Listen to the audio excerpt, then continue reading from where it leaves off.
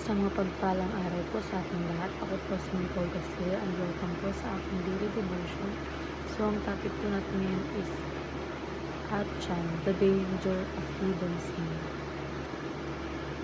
After Israel's great victory at Jericho, they were unexpectedly defeated by the small city of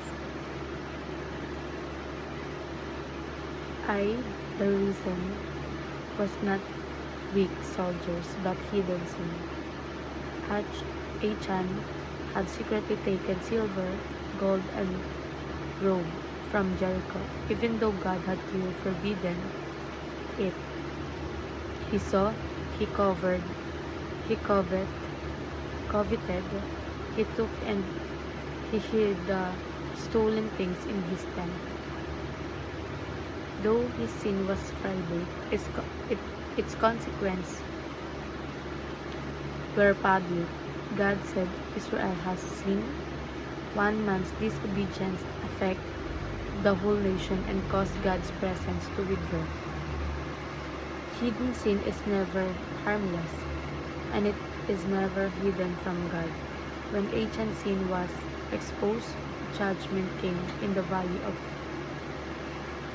Achor, meaning trouble. This story shows God's holiness and the seriousness of covenant sin. Yet later, Scripture calls that same valley a door of hope. This points us to Christ who bore judgment so that sinners who confess may receive mercy. Hidden sin brings trouble, but grace brings restoration. So, ayun po sa ating katuruan, hidden sin is not victimless crime. So, minsan inisip rin akong secret lang ang kasalanan, walang sasaktan. Pero in reality, may epekto ito sa sarili mo, sa relationship mo, sa ibang tao, higit sa lahat, sa relationship mo kay God.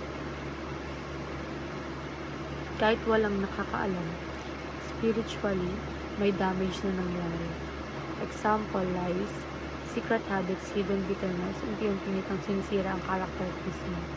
And next is, hidden sin robs you of God's presence and protection. So, kapag may tinatago tayong kasalanan, nagkakaroon ng spiritual distance, hindi dahil lumalayo si God, kundi tayo lalayo sa sarili natin.